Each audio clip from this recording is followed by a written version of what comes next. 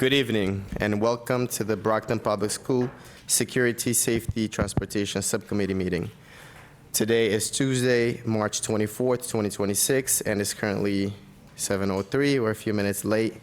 We are gathered at the George M. Rumlow Theater, Brockton High School, 470 Forest Ave, Brockton, Massachusetts, 02301. In addition to attending, the public can view this meeting via television on Comcast Channel 8 and 1071 HD version and online via the link www.youtube.com/TheBrocktonChannels. Call this meeting to order, and I will now establish a quorum. Ms. Centello? Here. Ms. Oliver? Here. Mr. Rodriguez? Here. Ms. Isaac? Here. Mr. Pina? Here. Myself as the chair here. We have Dr. Tahiliani as well, and we have two folks from our transportation department here. Welcome, guys. The second item on the agenda is transportation updates. All right, so thank you all. I'll kick it off for us. So good evening, everyone. Welcome to the transportation update for school year 25-26. So you may remember that this time last year in March of 2025, I gave a transportation update to this subcommittee, and I presented this exact slide that listed immediate, short-term, and long-term next steps that we had identified at that time. These next steps had come from both a transportation audit that we had commissioned, but also from my own and my team's observations as we worked with the transportation department since I arrived in July of 2024.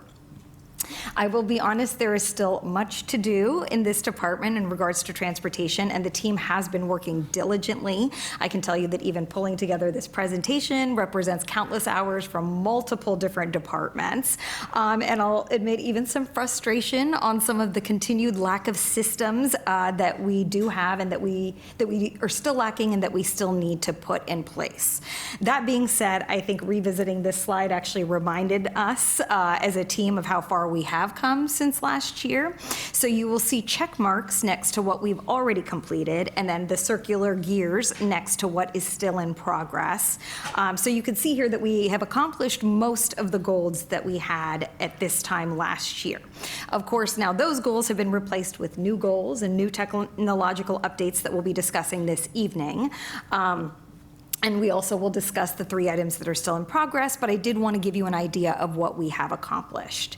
So since last year, we have been successfully rebidding routes. We have sunsetted certain routes to save money. We have conducted ongoing invoice reviews to ensure that we are being appropriately billed and to ensure that we are not duplicating invoices. We've done safety checks on buses. We've identified ways to leverage our own buses as much as possible so that we can limit the use of private vendors, and you'll see tonight that we're using less private vendors now than we were this time last year. We have revised our managerial memo and terms, and we, as of last week, have successfully negotiated a collective bargaining agreement with our bus drivers.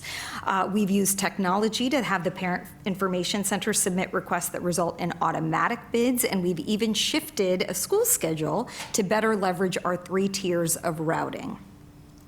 But one of the steps that I am most proud of is in reassessing the organizational chart of the transportation office, which we were called to do by the transportation audit that we commissioned last year. And it is with that I'm going to introduce to the community and turn it over to Kamal Peterson, the Director of Transportation, and Andre Galen, the Assistant Director of Transportation, who have led our improvement efforts since July of 1 when they took on these roles. So welcome. And so you can just say slide when you want me to flip it. Good evening. Thank you for having us. Good evening. Thank you for having us. Okay. So we would like to speak on transportation. Now, this right here is specialized transportation. Yes, we do general transportation for Gen Ed. We transport thousands of students from 3 tiers, but this one right here is specialized transportation. So speaking of in-district, we transport 1,664 students. In that, if we break that down, we have 1,352 students that are transported by BPS. Then we have 312 students that are transported by 33 private vendors.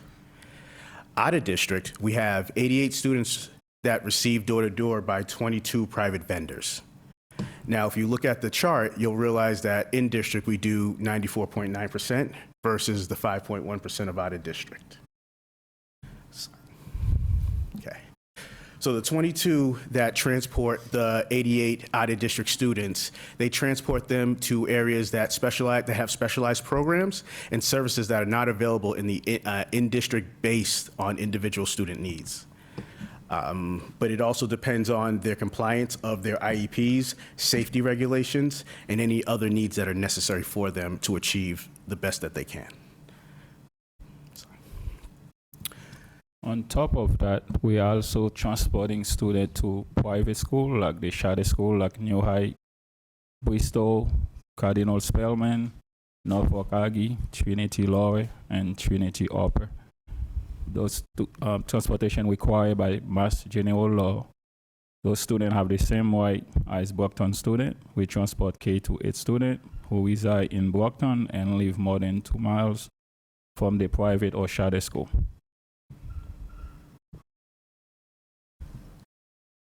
So we have a total of 807 McKinney-Vento students. Out of the 807, we transport 250. The 250 specialize for resides outside of Brockton, but attends Brockton PBS schools. That would be the 75%. So out of the 250 of that, that'd be 186. From there, we can break it down to the outgoing. Now, the outgoing means it resides in Brockton, but attends in another district. That would be 47. And then the final we have is they reside in Brockton and attend BPS schools. That is 16% of the 250. Now, if you want to know the other students outside of the 250, they get to school through whether it's walking, parent drop-off, or they actually utilize the bus stops that we have in district. Okay. We also utilize cost-sharing models. With the cost-sharing models, that means if, for example, Bridgewater and ourselves, we may share a cost of a ride ship for 128 students. We have 52 students that are paid for by BPS alone, and then we have 6 students that are paid for by their parents. So we reimburse the parents for transporting their student, for their child. So this is just an overview so that you can see how we utilize our private vendors. Totality, we have 168 approved private vendors that we can utilize. Out of that, we have 65 that are active. We have 103 that are inactive, but they're on reserve in case they wanted to bid on something else or in case we needed to utilize them. So the in-district utilizes 33. The out-of-district utilizes 22, and then we have 10 vendors that that do both. They do in-district and they do out-of-district. This is just a snapshot of what transportation looks like. There's the actual cost in the blue, and then what you'll realize is the encumbrance. This will be broken down in the next following slide so that we can kind of understand. I did speak about the out-of-district and the in-district when it came for the privates, but and I spoke about McKinney-Vento as well, but I would like to dive a little bit more in. Okay, so the drivers, they're broken up into 4 different payments. We have fuel and cleaning, we have BPS regular hours, we have extended work hours, and we have 1.5 OT school hours. So for me to break this up, we'll go with the fuel and cleaning. It is utilized with a separate pay code and is paid for the driver's hourly. It is not pensionable and does not count towards their hours worked. So if someone worked 40 hours and they had fueling and cleaning, they would end up with, we'll say 43 hours. Those 43 hours does not include overtime, so they don't get paid time and a half for that. They get paid their standard rate. The fueling and cleaning, just so we're clear, it's not in the CBA, so we own the fueling, so that's why it doesn't have the 1.5 on top of it. The next thing we have is we have regular hours. which are contracted based on hours for the bus drivers. Regular bus and van drivers are paid 6 hours a day. Spares are paid 7 hours a day. Mids are 8 hours. So let me explain mids. What we have is we have pre-K. They don't have full days, they have half days. So they go in at, we'll say they go in at 9 o'clock, but then they leave at 11:30. And then we have another group that comes in at 12:45, and then they leave at 3:15. This creates mids, so we have drivers do the drop-off, and we have drivers do the pickup. So that's a 2-hour pay that's included in their CBA. So that's how some drivers have 40 hours, where the normal standard would be 30 hours, excluding the spares who have 35. The extended work hours are additional hours paid that exceed the regular day. These work hours are not pensionable, and in the collective bargaining agreement specify the driver must physically work 40 hours to receive overtime pay. So to explain on that would be, we have 21st century after-school programs. Those consist of 3-hour payments. With that, they could actually get overtime if they had 40 hours plus the after school. Now that would incur the 1.5 of overtime. The after school lasts for 4 days, so that would be 12 hours. That would be additional to the 40. And that's assuming that they had a mid as well. Now, it goes into the 1.5 overtime, which means this is whenever they went over 40 hours and it was part of the CBA, then they would get that overtime pay. As you can see, moving forward, we did reduce several things. We had reduced the extended work hours, and we did reduce the overtime hours. And I'm going to explain how we actually did that moving on with the next slide. So, the fiscal year of 2025 to 2026 so far, and this is to date, so to now, what we have is you'll see the overtime, which is 180K versus the previous year, which is 200K. If you look at the hours worked, it would be a million versus the 1.2 million. And then if you look at the top piece, the other one is 91 and this one is 112. However, that was changed once the CBA was signed from you guys last week. It was beautiful. Just to let you know. The drivers are ecstatic about that. So now that we have that reduced, we don't see any overtime going forward. So this is going to actually not go as high as we thought. It's positive. Just to let you know, if you look at the 2 years prior, you'll see that this is lower. Why is it lower than 2025 to 2026? It's because we had more trips. Now, if you move to the next slide, you'll see that this is the first time we separated the amount of trips that we've had. Before, they were all in one big group, and we didn't know what from what. Now we separated each one, from sports to field trips to college trips, and then miscellaneous. Now, miscellaneous could be a school, meaning middle school, West Middle School, going to Brockton Brockton High. That would be cost as a miscellaneous, or the MCAST. These things are miscellaneous trips. We have college trips where in the summertime they may visit UMass Boston, MIT, they make Bridgewater, so we separated that as well. The field trips, Science Museum, the Art Museum, and we separated from each month. If you look at February is a little low, but we also had some snow that month, so it's going to be reduced. And then we separated for the sports trips because we wanted people to see the amount that we dedicate to sports and our academics as well.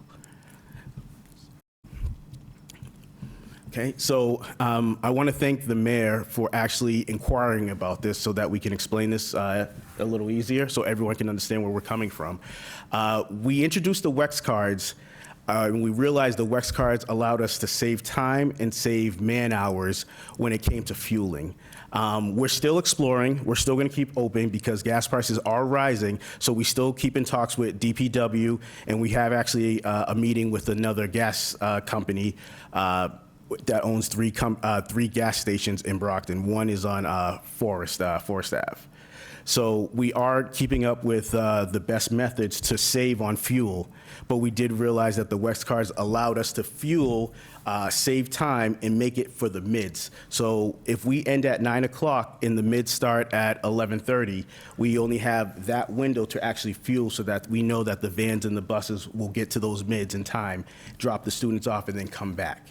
So with this process, we were able to actually save that time, as well as we get the 20% rebate on top of whatever we purchased.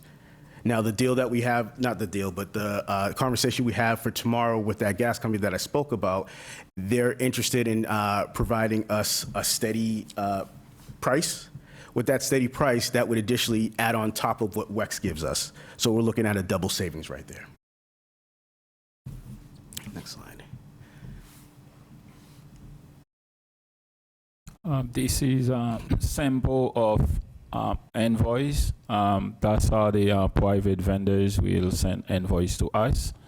So we will verify the absentee, like we go on Infinite Campus. If a private vendor bill us for like 5 days of service, we make sure that we go to the system and verify the student actually go to school for 5 days before we submit payment. So the next thing we're looking at is actually bringing software in to the transportation. Now, we do have a software now, but we want to identify a few things. With this new software, we'll be able to basically transport out-of-district students, route it perfectly so that we can see what's the most cost-efficient for these out-of-district students. The one we have at the moment in time cannot do out-of-district. It does in-district. And it does work and it is friendly, but we realize that there are other new softwares that are actually user-friendly, so everyone can actually identify, everyone can utilize it, not just select people.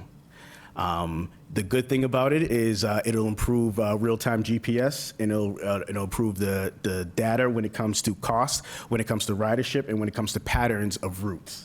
That's a positive thing because now that we can see the traffic future forecast, we can actually adapt to what we need to do, and we say, okay, this student isn't going to make it to school in time, so let's put them on a different route. And this way, it'll work perfectly. So we don't have anyone complaining or worried about their student being late.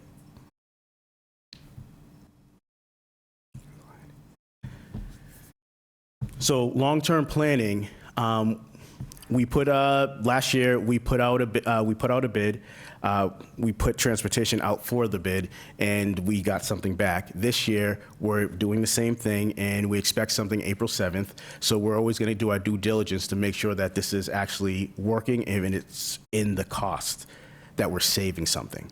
The collective bargaining agreement that I spoke about earlier, when I said that was amazing, and I appreciate you guys for signing it, it was amazing. So the turnout for the voting was 71 to 21.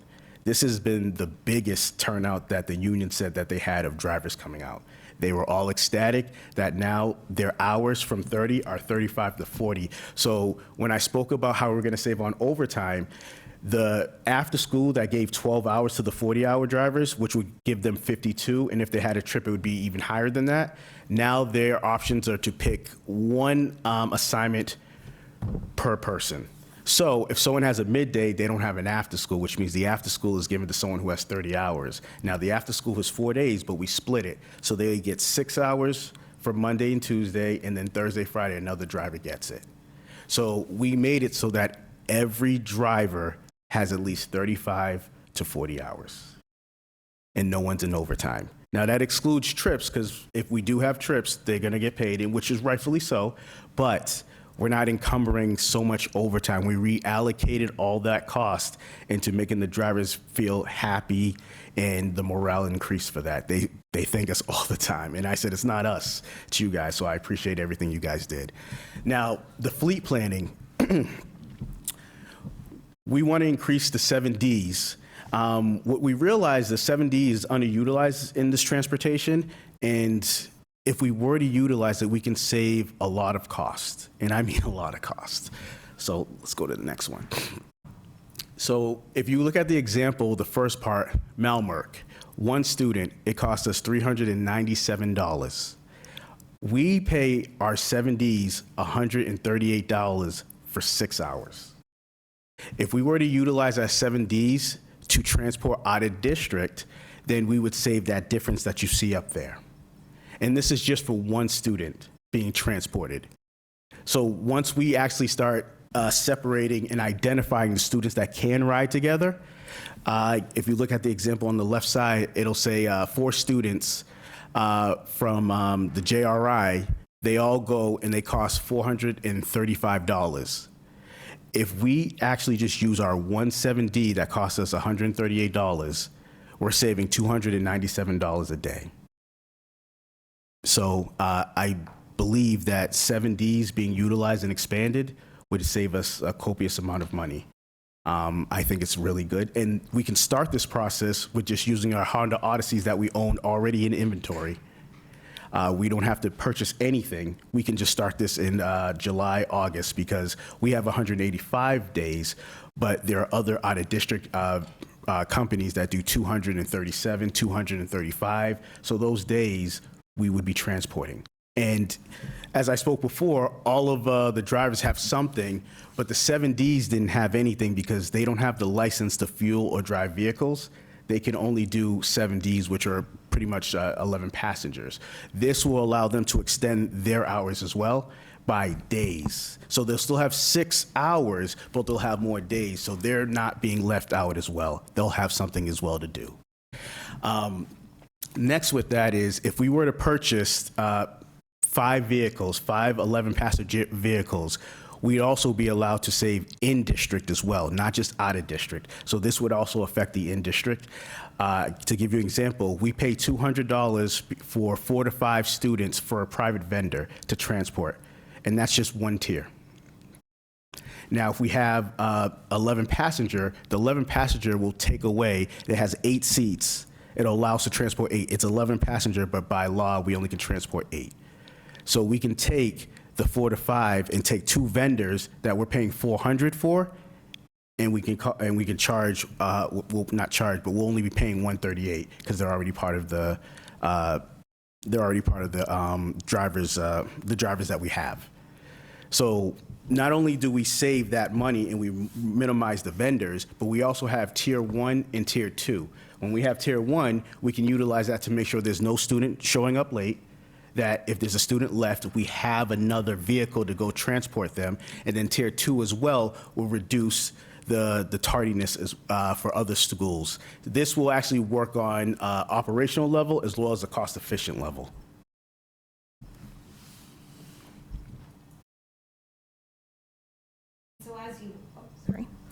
And so as you all know, and as we mentioned, we are going out to bid right now, and so we'll be opening that on April 7th. But like Kamal said, we are still in the process of trying to figure out, in the case that we keep everything in-house, how we can continue to garner savings, or even if we keep a part of it in-house, how we can continue to garner savings with our own fleet.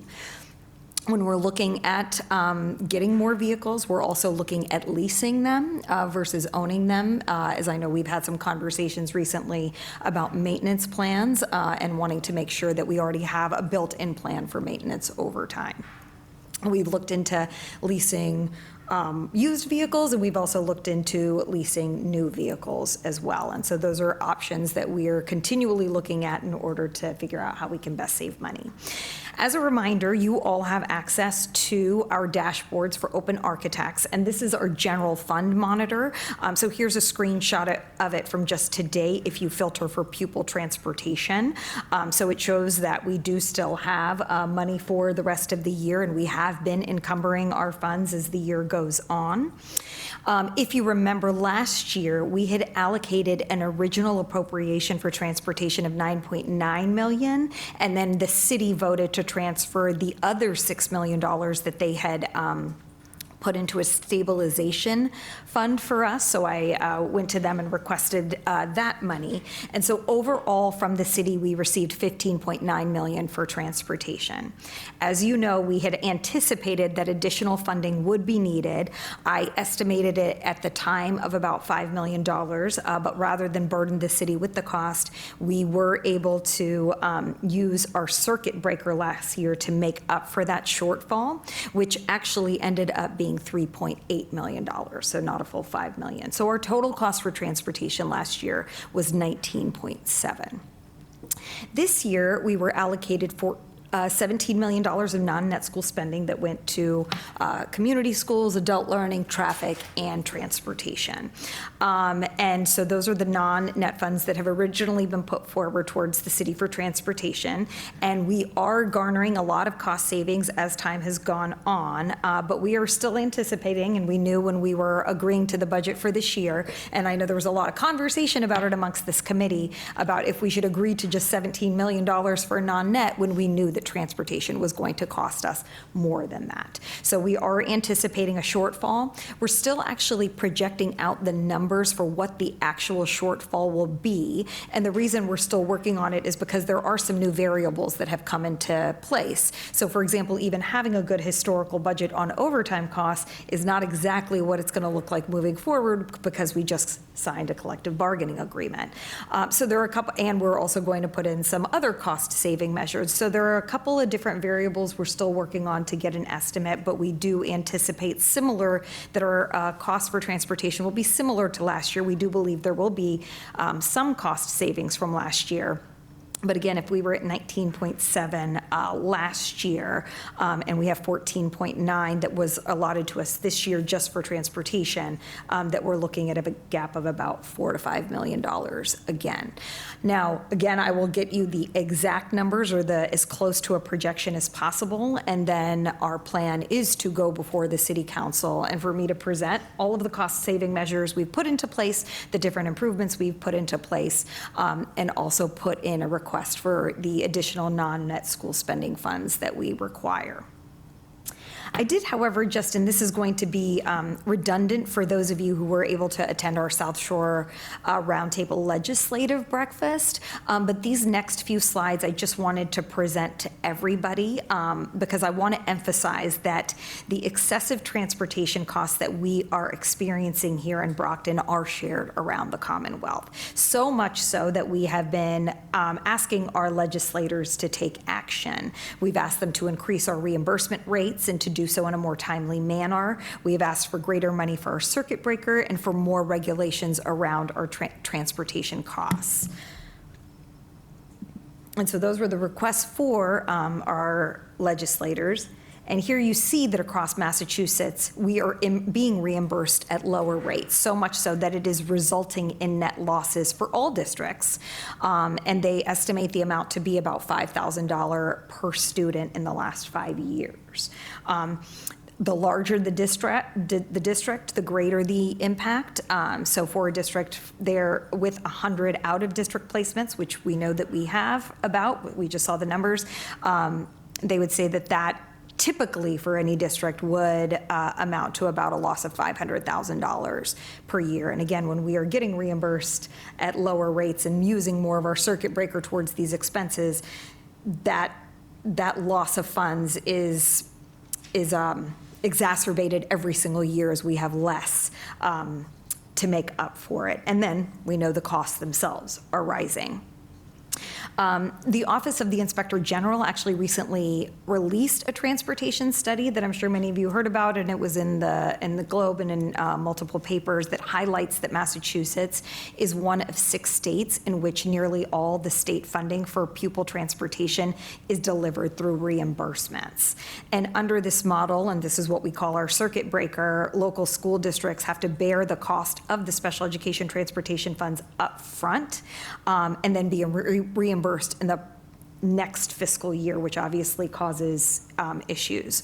So the OIG even put forward a recommendation and stated that this reimbursement model is burdensome for school districts, and that we are front-loading and carrying costs that should otherwise be spent on other educational needs. So by changing the timing for carrying these costs, the OIG finds that we could be better utilizing our funds, and even again, better projecting out how we're going to be able to fill our shortfall. Because what we're having trouble with here right now, which is projecting out our expenses and projecting what the shortfall is going to be, is again a similar experience in other districts as well. So the OIG did detail 17 different findings in the study that explain all of the complex and interrelated factors that go into cost transportation. I just listed 10 of them here that I think are most relevant to us. It definitely mentions the changing market for bus drivers, which we've all seen, the lack of competition amongst vendors. So we know that vendors seem to have geographical locations where they're bidding on transportation, and so it's harder to get competitive bids. The very complex procurement process was actually mentioned as a finding in the OIG report. And the difficulty in sharing information between districts and even sharing procurement between districts. Because even in the cost sharing models that we're trying to do last year, I know when we were starting to get some of those up and running, part of the issues that we were dealing with were that we have to procure it, and we have all of these steps that we have to follow for the city of Brockton, and those cities do too. And so how are we following both of our processes in order to cost share for a student? So these, again, are not just issues that we were facing, but are issues that are faced, the OIG has stated, are faced in other districts as well. They also brought up the geographic location of our specialized programs, and we know that, you know, many of our programs are far away, as well as even the 7D vehicle requirements, which I guess are more restrictive here than they are in other places, which is something I did not know. So the OIG actually did recommend not only that the legislature enact statutory changes, but that also DESE look at making changes too in how we are reimbursed. And I thought what was really the last interesting piece about the OIG report is they actually noted that school transportation costs have been studied at least 4 times in the last 20 years in Massachusetts, and that prior reports were by entities such as the state auditor and a 2018 special legislative commission, and that they analyzed the transportation costs. They gave numerous recommendations, many of which overlap with the ones given here, but that the follow-through has been limited. Some may have been considered and rejected. Some of them, again, overlap. Some still resonate today, and the OIG in their last sentence actually stated that they hope that the present study will help pave a way towards meaningful action to address the rising costs of transportation, and is urging all of us to work together and to lobby the legislator to support us in these efforts. That, I'll take any questions. Thank you. Any questions, member of the committee? Mr. Pena? Thank you. Thank you for the presentation. I'm hoping that we can get a copy of that presentation as well. And it usually helps to have that beforehand so we can better prepare any questions that we might have. So I was vigorously writing down some questions and some things. So the first thing was the, I think I'll hold off on that one, but the first one, 7Ds. So why haven't we moved forward with that? What are we waiting on? Are you waiting on us to give you an okay, to give you some additional funds so that we can save money in the future? Is there not a plan in place? What is the reason why it hasn't happened yet? The 7Ds, we will begin moving forward in July and August because we already have those Honda Odysseys in inventory. So if you're asking why we didn't do it prior, I believe this wasn't discovered until the new system came into play, and we realized that 7Ds would be beneficial. Now, they only have 5 7Ds at the moment in time. So we would have to hire more 7Ds and then also provide vehicles for them, for us to expand it. And so again, are you waiting on us to give you the funds to do that? Or are you waiting on? No, we're not. We just want to make sure that everything that happens in July and the decision that was made versus whether it's in-house or they bid it out, we understand what's going to happen there, and then from there we can move forward. So we're waiting on the bid? Correct. And then once that happens, we can get rid of all the contractors, the vendors that we have? We can't get rid of them instantly, but I mean, we got to start with at least 5 vehicles for now. But Why? Why 5? No, why can't you get rid of them all? We don't actually have the capacity. If we have 11 passengers, we don't have the capacity to get rid of all the vendors. We have. Well, that's what I'm asking. So why aren't you looking at how we hire more and get more vehicles to get rid of the contracts. Because I'm pretty sure from what I looked at and what you presented, that would save a good chunk of money. Correct. If we went out and just eliminated the vendors and had our own in-house 7Ds, which is separate from the school buses, and I understand that. So I think, again, we're waiting on the transportation bid and the bids to come in. We want to be mindful of making too many changes mid-year, because also it does then change drivers, change routes, and so we can certainly make those adjustments, but I think we're just waiting to see what we get in so that we know that, so that we can do it with sort of a long-term plan also in mind, because we really have no idea what we're going to get I'm in this just bid. slightly concerned because this is the second year you've done this, put it up for bid, correct? So you're going to say that again next year? You're waiting on the new bid to come in? So no, because this year our bid was slightly different that we put out from last year. So we tried to remove some of the barriers. We also put in the option to purchase our vehicles in the case that they want to do or lease to own. We gave a menu of items to where they could potentially bid on a portion of our, just so like special ed in district. So if somebody were to come along, for example, and do all of our out of district, then that may change our need for the vehicles in-house. So also we do know from one of the transportation companies that they were not prepared to bid last year and needed a full year lead time. So we do believe that we'll at least get one more bid this year that we didn't receive last year. So are you waiting on like the upgrade in the technology? Are you waiting on that as well until the bid comes in? Or like, is everything on hold until the bid comes in? I wouldn't say everything's on hold. I think we're trying to make the improvements as we have the capacity to do so, and as we believe that those improvements would still be able to be sustained over time.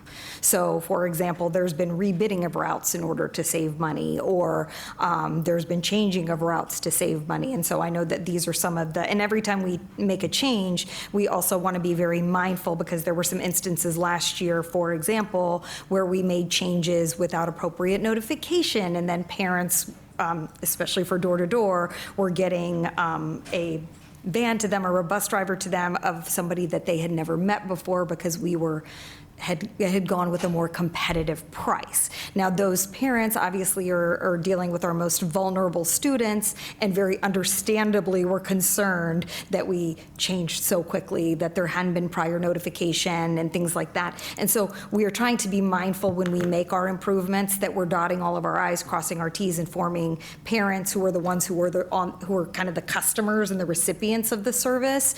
Because yes, we want to make sure that we're being fiscally prudent, but we're also trying to be mindful of the fact that there's a user experience here that we are trying to make as positive as possible. We know from some of the changes that we even made this year to routes that it then resulted in some delays that we weren't expecting, and we got some complaints about that. So we're also mindful of the things that we hear about after a change, so that It sounds like the technology that you want to upgrade will actually be better user experience, because you'll be able to tell parents exactly where their kids are. Is that correct? So Yes. that is true, but the again, for the, we actually have in our bid that if somebody were to come in, they should have a lot of that technology already. So, for example, cameras on their buses, the GPS and all of that. And so again, I think we are waiting at least until April 7th to see what those bids initially look like before investing in upgrades to software or to more software, because we want to make sure, again, we're not buying something that then is going to be useless to us because somebody else is taking on that service. Okay. Sorry to interrupt. And then another question, why are we not putting fuel tanks on the property that we have right now? We looked into that as well. We also rent that property. And so The individual said he would be happy to have fuel tanks on there. So we actually did look into the fuel tanks on the property last year, and I think there was actually an issue with procurement of those fuel tanks. I can't exactly remember. Ken might remember, but I know that is, we'd actually even looked into having a fueler come and fuel the buses. I know that we have looked into so many different things that I have lost track, so yeah, I'll invite Ken up. Good evening. So we looked at on-site fueling, but gasoline is not allowed on-site, it's diesel only. We had talked to the owner about an in-ground tank, and that was going to be questionable because we didn't know how long we we're going to there. We're now investigating an above-ground tank that Kamala I've talked about. That may be the option you're talking about. We are looking at that. Okay. And then, obviously, you don't have and do you have an estimate as to what the payroll is now going to cost and what our shortfall is going to be? If you're talking about the additionals, Yeah, because you had it, obviously, in the slide, you had it to 2026, and obviously that hasn't finished. correct. And then I'm just curious to see what your projections are at this point. So the projections for adding 5 new drivers was already, just bear with me, it was already actually in the budget itself. So we budgeted for 157 drivers. We have 143. So even if we were to hire the 5 more, it wouldn't cost us anything because we were already in that budget. So that's why we originally started with the 5. So your payroll is set, you'll be okay for payroll throughout the rest of the year? Yes. Okay. And then I guess my last question, obviously I have a lot more, but I'll stick to this one. So I wasn't here when the city council decided to cut our budget. Is there a rationale or better yet, is there a plan on how we go forward and explain this to, and I know it's a shell game they like to play. They try to say they put it into a fund so that they can they can balance their budget so they don't get hit by the state. And so what they're doing is a shell game playing with literally our kids' transportation. And I don't think it's right. And I just want to make sure that's on the record that I don't think it's right. So instead of forcing us to come back and beg for our funds that they have to pay for no matter what, like, was there a rationale? I don't know if you can answer. I'd like to ask the mayor if he was here, but why they decided not to vote and not to give us that money, if it was just because they were playing a shell game, or? Well, I think it'll be interesting. I can't speak to that, and I know it was a different mayor, so I think it'll be interesting to see what happens. He voted for it. Moving forward, fair. But I do think that, just in all honesty, I can't speak to what's happening on the city side, but what I do know is that we had worked to try to ask for $19 million non-net school spending, but in order to balance the budget, we had to pull it down to 17. And that was to balance the full city budget. And so that's why we pulled it down to 17 million. And I know that was a discussion here because there was definitely disagreement. I will say from my perspective, I wanted to be able to put forward a budget that would be approved here and that would be approved by the city council and not be denied. And we were also in a space, at least for me, as my first budget, I was doing my best to try to collaborate and work with the city. And so when we were looking at how to balance the full budget, I was trying to be mindful that, yes, we're trying to balance our school budget, but they were also trying to balance their full budget. One of the things I did hear when I came here is about greater collaboration between the schools and the city. And so, in the same way that we put forward circuit breaker money to fill the gap from last year, we also did take that lower amount for non-net. And we were very frank, though, when we were doing the budget, that I would potentially have to go back and ask for more. I think we were frank about that during the budget cycle at City Council, too, but I think there's been a greater effort, at least there was a greater effort between me and them to try to come to an agreement. Yeah, last thing, I just want to say you guys are doing a great job. I wish you weren't so hamstrung in being able to save more money. I think that we need to look at every option and we need to move faster than what we're currently doing. I don't see I hope it works out, but I just think that we're spending money we don't need to spend right now. I'll say. Ms. Hazak. Thank you, gentlemen. Very thorough presentation, a lot of information. Mr. Pina had asked some of my questions, but I do have a couple of questions. I'm going to try to keep it brief. One thing is a few people actually within the district had reached out to me. So the 7D vehicles, are they going to be able to open both sides? I know some minivans, one of the complaints I was getting from one of the schools is it's difficult to access through one side to be able to buckle up a younger student, to be able to reach in there. They had made recommendations if we could get them to open on both sides rather than just one side. So I just want to make sure, I haven't seen them up close, I've seen them from far away, and I don't remember, but I don't know what you're looking at, what styles, but if that could be one of the recommendations, it's just easier access for those staff members that are putting the students in the vehicles, especially if they're in seats, you know, things like that, just to buckle them in. Okay. The Ford Transits only open up on one side. A lot of the 11 and 15 passengers only open up on one side, unfortunately. The minivans, they can open up on both sides, but they're limited in space. Okay. I mean, that was one of the biggest complaints I was getting. They were just reaching out. They were just saying it's just really difficult getting in there to get the students to buckle them in, things like that. So thanks for that info. And then one other one is the Find My Bus app. I think I sound like a broken record every year. Where are we with that? I know some parents have the Life 360, there's other apps, but we paid for these iPads that can do so many things, from scanning IDs to Find My Bus to all this stuff. And this is before you two had come on in these roles. So, and at one point, I always think about, God forbid there's an emergency, something happens. How do we know who's on those buses?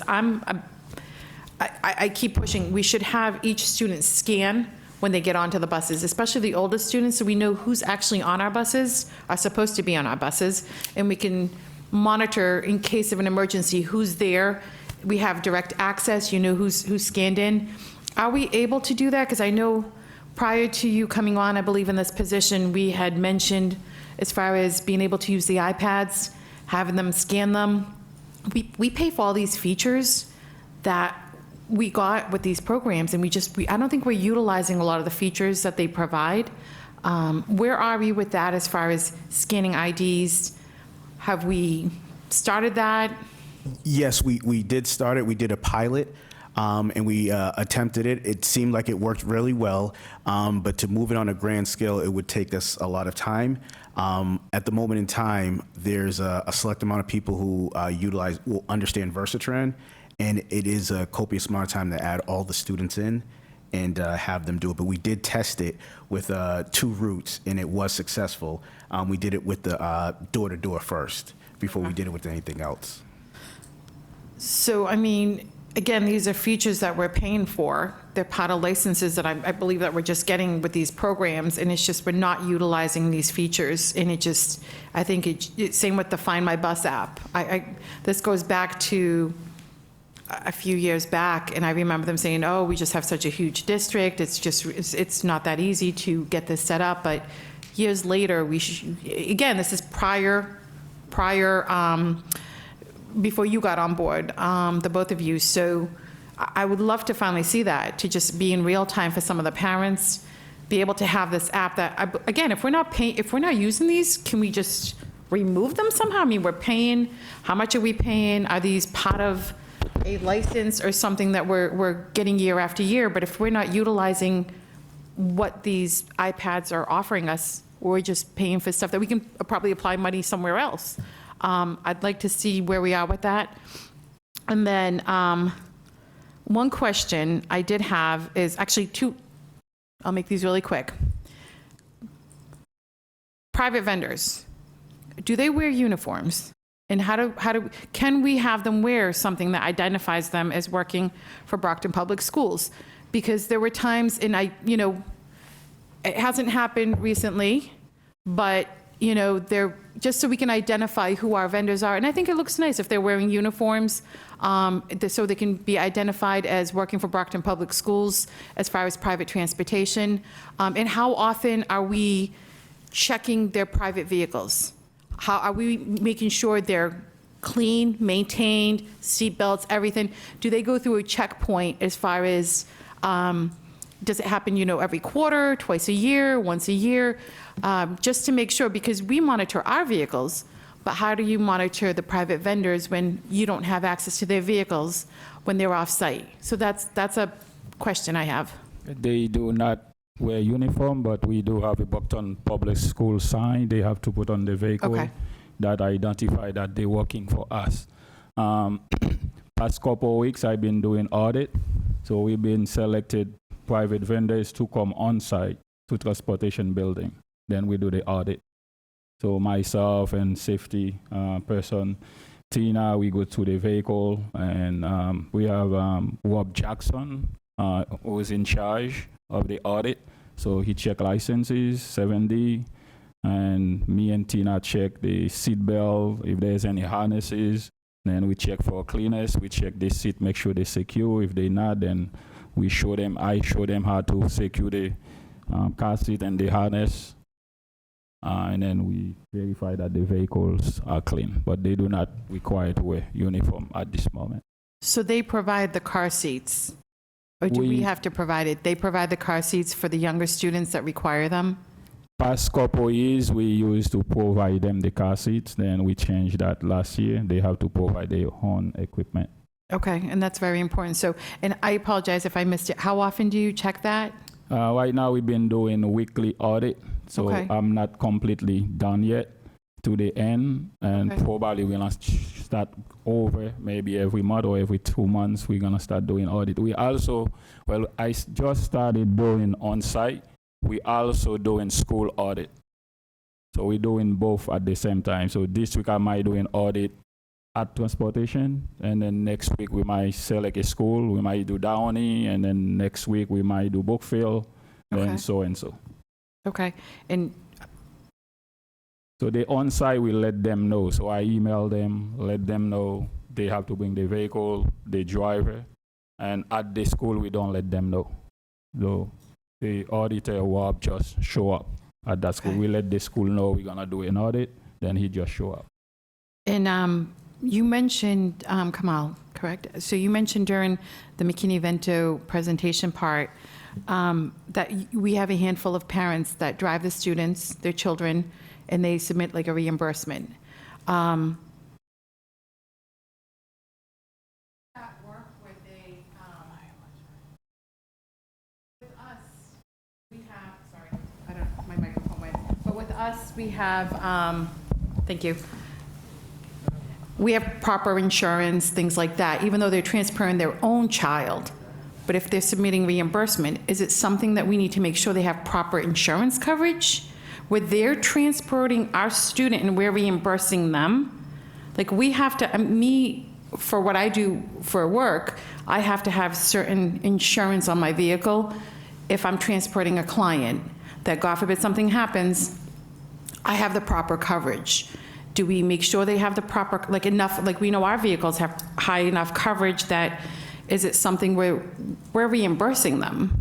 I'm just thinking out of the box, like how does this work where we're reimbursing them for transporting their child, but you know, if there's an incident and they don't have enough coverage, are they gonna come after us and say, well, I was transporting it because you guys didn't provide transportation? I'm always playing the caution card, that's all. Hi, good evening. We do not. Okay. So we have no purview. The parent has responsibility for their child until such point as they leave to come to school. So in that instance, the parent has full responsibility for their private vehicle up until the point where the student leaves this vehicle to walk into school. For example, if we were providing that service, our responsibility would extend to the moment they stepped on our transportation vehicle to the point when they got dropped back up at home. But where the parent has offered to drive and be reimbursed, that's an offer that we make to families who are eligible. Some prefer to drive their own students, but they have full responsibility over their own private vehicles. But technically, we're paying them to transport their child. I would prefer if we had our attorneys look into this, because they are getting paid for transportation that they're providing. No, they're getting reimbursed. I mean, reimbursed. Getting reimbursed for mileage, and I mean, it is their Oh, just the child. mileage, okay. Yeah, it is their child in their own personal vehicle, so their insurance covers it. Okay. It would not be on our insurance to cover the parent's vehicle to transport the parent's. No, I didn't mean the insurance. that I is just want what to make it sure, is. yeah, I want to make sure that if they had enough coverage, because they are It's taking the that. coverage as required by Massachusetts, so Okay. we would be overstepping a little bit to like ask for the parent's purview, but to your question, that responsibility would not fall on us. Okay, I just want to make sure, because if they're getting reimbursed for mileage or whatever, that because they're transporting the child, we're not, and they're taking that upon themselves to transport their child rather than have us transport them. But we can chat a little more on that after, but. We have checked with about all of We the have? legalities, yes, but it is their person, yes, it is their person, they're transporting their own child. So yes, Okay. we do not have to have anything additional for that. Okay, and my last question? And they're choosing to do so, right? And they're Okay. choosing to do so and asking for reimbursement for mileage, so. Okay. Last question. Cameras on the buses. I just saw it today, and I was fuming. People are not stopping on the stop signs, and I'm just like this, like hitting the horn, like, did you not see the stop sign? Are the cameras picking up on the exterior of the bus when the bus, like, how do the cameras work? And that was a question I had at one of the meetings. Are the cameras always on, or are they, if someone goes by it, then the camera comes on? Is it just something that, like my Ring camera, something goes by, the camera comes on, it alerts me. If something goes by, like, how is the bus camera on? Is it on 24/7 when the bus is turned on? When the bus is turned on, the cameras are turned on. When you're speaking of drivers passing by the stop hand, Yeah, the stop hand was open and the driver just flew right by, and I'm thinking, we were all stopped, except this person just decided that didn't apply to them. yes. So recently, we've actually, when a driver report that occurred, we actually download the video and we actually send it to the police, and they actually issue a citation. So they did present to us, and one of my questions was, at the time, we weren't sure. So the cameras are on? Yes. As soon as the bus is on, the cameras inside and interior and exterior are perfect? That's correct. Perfect, because again, that's just the biggest complaint that we're finding. A lot of people are saying people are just, not paying attention to the stop signs, and they're there for a reason, so our students can safely get off the bus and cross if they need to. But no, thank you. That's it for my questions. I appreciate it. Ms. Centello. Sure. So sorry. So if I can just go back to the where's my bus conversation. So you're absolutely right. We pay for that software. We've paid it for quite some time. I want to note that I think we've made the most progress we've ever made this year. We had the vendors come out, check all the software on all the buses, upgraded it, updated the software needed for the devices. We did do a pilot, and it was successful, and some parents, they still use it. However, it is the amount of sweat equity that goes into maintaining that program. So it's really hard for me to explain it, but you have to enter each trip one way, like each way, right? It's double the amount of work. And I think we're just trying to balance that with the rest of the work that we're doing. For example, we're hiring another dispatcher because we need to fill that position. So I think it's a balance of where do we really want to put that energy into, not minimizing the importance of this program. However, I think it's important to note that with the new updated software that's cloud-based, so anybody can use it from anywhere, which is another Tyler Tech module, just the upgraded version of VersaTrans. It's just confusing because it's called student transportation, but it is a module in Munis so that everything connects, right? And in that module has that capability for parents to access where their students are. So I think there's a real conversation to be had of, are we going to continue to exert energy in focusing on this program, which we probably will never pay for again if we use student transportation, because then everything is connected, it's connected to financials, and everybody can access that information. So I think that's where we're at now. So we really are trying to be very intentional on what we're doing and where we're focusing our efforts and prioritizing the work.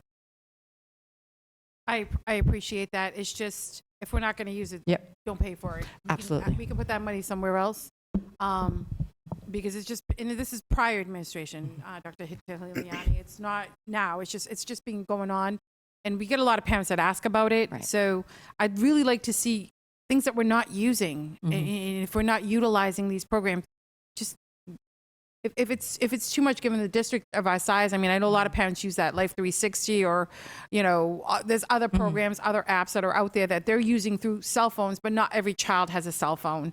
But if we're not using it, but I would like to see our iPads at least let the students scan, so we know who's on these buses in case of an emergency, or at least we know they're on the bus if someone goes missing or something. But that's the only thing. It's just we talk about it, and we've been talking about it for years, and it's just now it's time to focus on.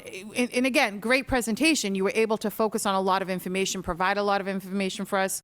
You can see the work that's been put into it with everyone, not just transportation, but just the superintendent and her team. We've come a long way. We've definitely come a long way as far as the info that we're getting. So I do appreciate that. Thank you. Thank you. What's that? All right, Ms. Cynthia. My question is about the delays. You did say that things will get better, but I think from now until that, what are we doing? How are we making sure that the parents in the morning are planning their day to see, is my child going to get to school on time? And again, for these particular students, when they are late to school, some of them can get dysregulated, 1, 2, but they also missing learning time. So like, what's in place right now to make sure that that communication is happening? So like, I had my own experience with that, right? There was a lack of communication. I would call and they would say like, I will be there. And there was a lot of times that I was frustrated and I just drove my child to school. Also, I did a lot of tours, visiting on all the schools, and that is still an issue, not only in the morning, but also in the evening. Some of the paras that's on the bus, that's doing the one-to-one, they're coming back from dropping off like after 4 and 5 o'clock. So what are we doing now to address that? We're actively reconfiguring the routes to make sure that we can avoid that. When it is told to us, or whether a parent or a school tells us, we actively try to adjust the route so that they can get on, so they can arrive on time. Now, just for clearance, Tier 1, Tier 2, Tier 3 in the morning go in and they have an hour difference. In the afternoon, it's 45 minutes, then it's 40 minutes. So we have to take that into consideration, that the time in the morning is different from the time in the afternoon. And what we're trying to do is make sure that we revise the routes so that we can always keep it under the 30 minutes, so that in the morning and the afternoon, they both can actually get there on time. Prior to that, it was routed for an hour because we had the hour time. When we had the hour time, we thought that it would work in the afternoon, but that's not the case because it's less time for us.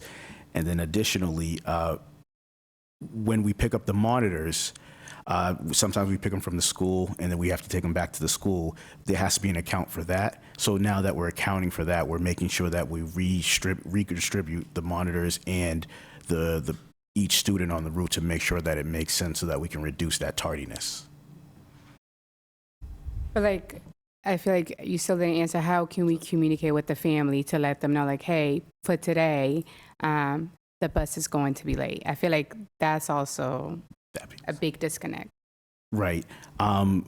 We normally send out an email to everyone else, and then the dispatchers will call the actual family and say, okay, the driver will show up in 10 minutes, the driver will show up in 15. They explain the situation, they apologize, and then we say, okay, moving forward, we're going to change the route. So we do have the dispatchers call the parents and explain the situation as we reroute it. One more question, which is now the private vans. I like the idea of the uniform, but I was wondering, like, what about face scanning? Because, like, I also heard a lot of, I wouldn't say a lot, but I heard some horrible stories, especially one of our schools that one of the drivers was actually arrested because something happened on the school property, and when the police arrived and checked, this person had a quarry and actually had a active arrest or something like that. My question is, how often are these private vendors doing quarry check? And also, I know if they say yes, they are working, are they sending someone else, right, to do their route for them? Like, so how, and that's why I ask about maybe face scanning to make sure that if you're saying, yes, I'm going to pick up this child because this is the van and this is my route, that actually the person that's doing the job is the one that's showing up to do the work.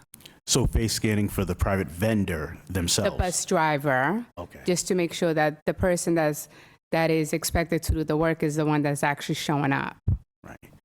At this moment in time, we have the surprise, as Andre mentioned, we go by schools and we do the surprise audit to make sure that the person has their license, that they are actually on the query form, and that they're supposed to be driving. So if there's a situation where there's someone who's not there, they're terminated on the spot. We ask another private vendor to pick up the student, or we pick up the student ourselves, and then we transport them. If you're asking, how do we do this now? It's only through the audit that we're doing right now. That's the only way we're doing it at the moment in time. We can't expand that to something different. I do agree we need to have a better system, and we will, but at the moment in time, that's what we've been utilizing.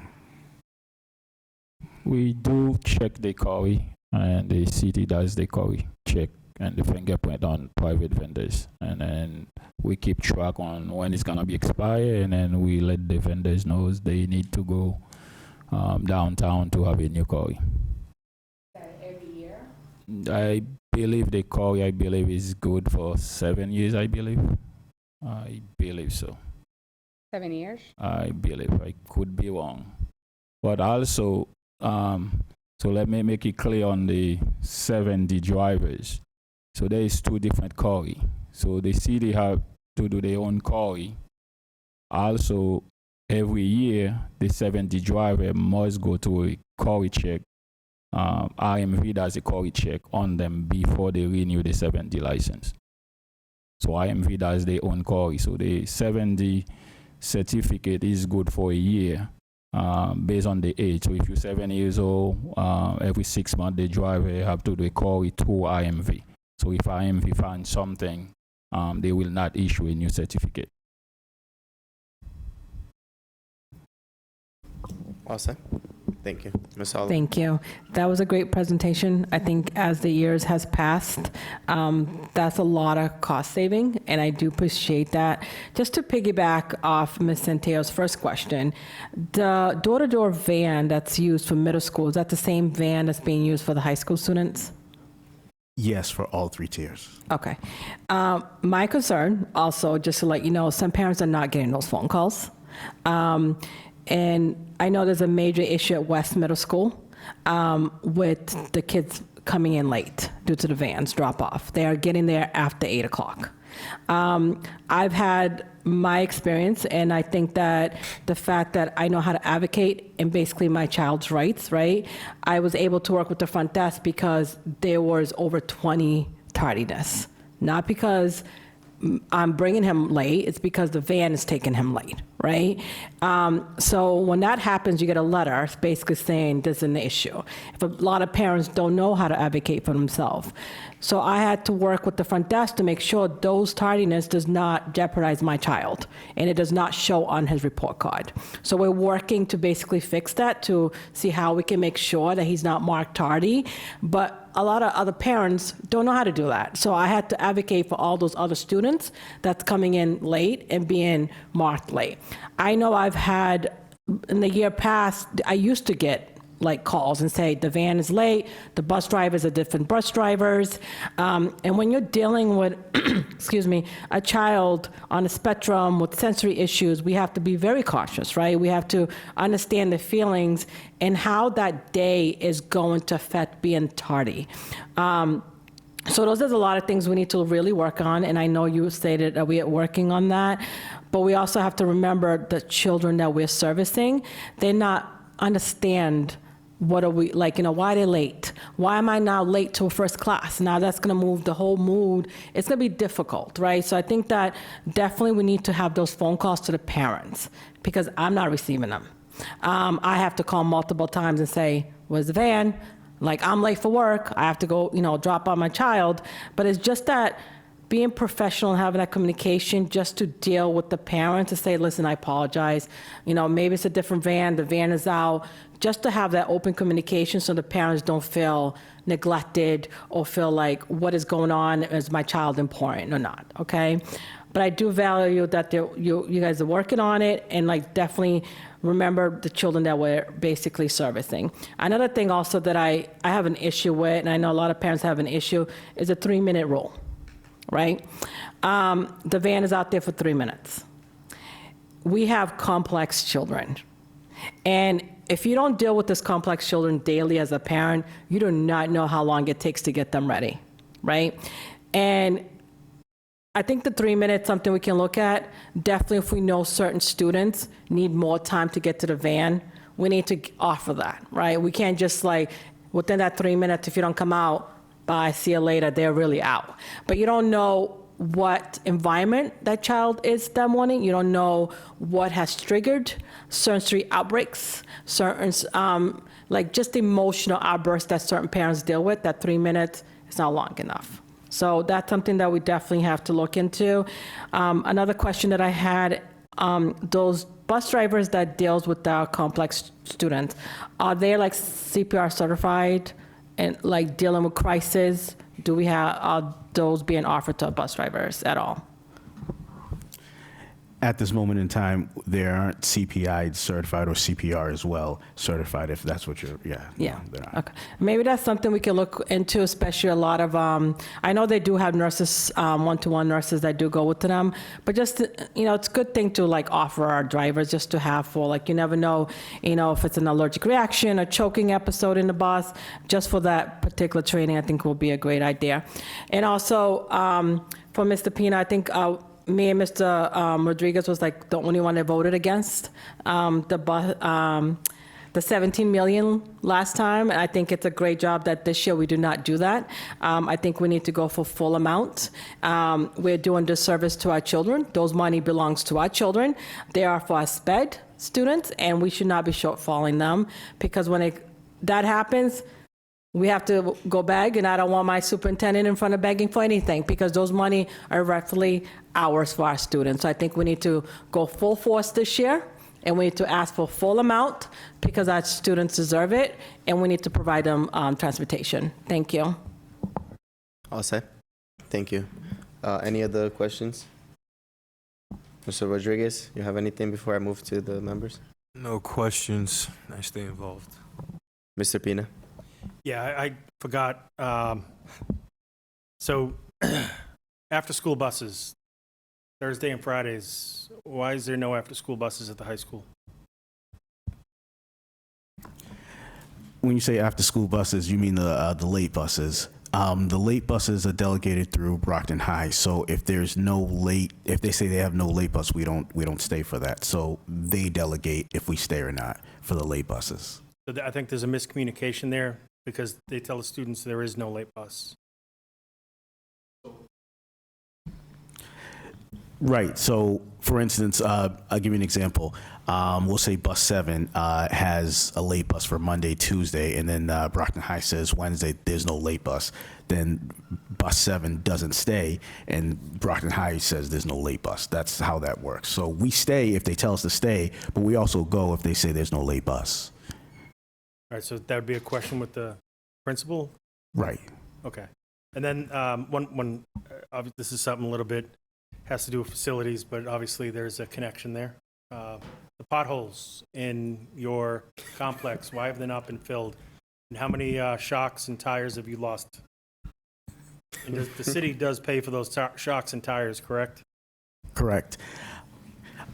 We have mentioned it to Carney, and we said, hey, there's these potholes. We need you to fill them, and we have repeatedly expressed concern to them. They have recently done it, but we've been doing it since September. We've been asking. So all those potholes that were left over from the last snowstorm are filled in?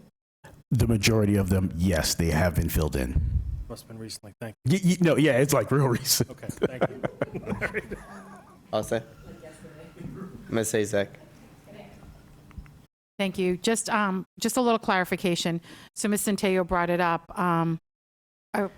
couple of years ago, a few years ago, there was an incident where a private transportation company had picked up a student. Someone was out, so it was a replacement driver, picked up a student and didn't realize they took the student, and I'll just say it, to the Boys and Girls Club. We were looking, it was right before Christmas, looking for the student. It was a Friday before Christmas holiday. If a private obviously we know if our drivers are not coming in, so that there's communication there. If a private transportation company has an app, like the original driver, the regular driver is not there, do they notify you and the school that there's going to be a replacement driver for the day and that they should check in rather than just get a student into the vehicle and leave? The student obviously doesn't know them, but you have staff just, here you go, get your whatever, ABC transportation companies here to pick you up. You see the vehicle, you're in a rush. You might not realize that that's not the everyday driver that's normally there to pick up the student.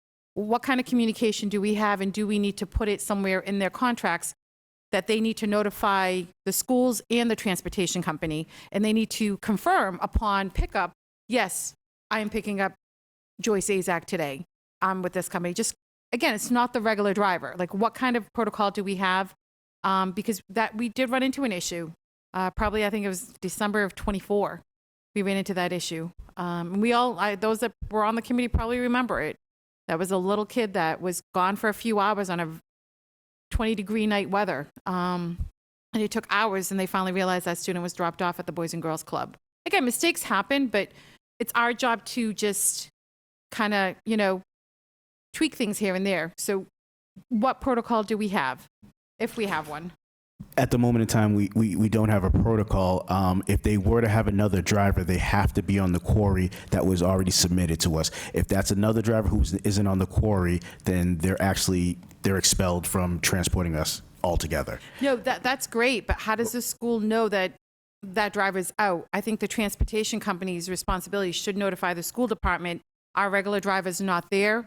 We have someone stepping in their place. Within all of the contracts for private vendors, they must notify the person in charge of specialized transportation by, there's a certain time, and I saw the contract today, I can't remember what the time is, by a certain time every morning. That would then cue that person. So to Kamal's point, some of our companies have substitute drivers. Those lists were submitted when they submitted all documents for the contracting. So if they're just making an in-company switch, they'll let us know it's a new driver. However, if they don't have a substitute, that is where that person then has to dispatch a new private vendor and then notifies the school as well as the family.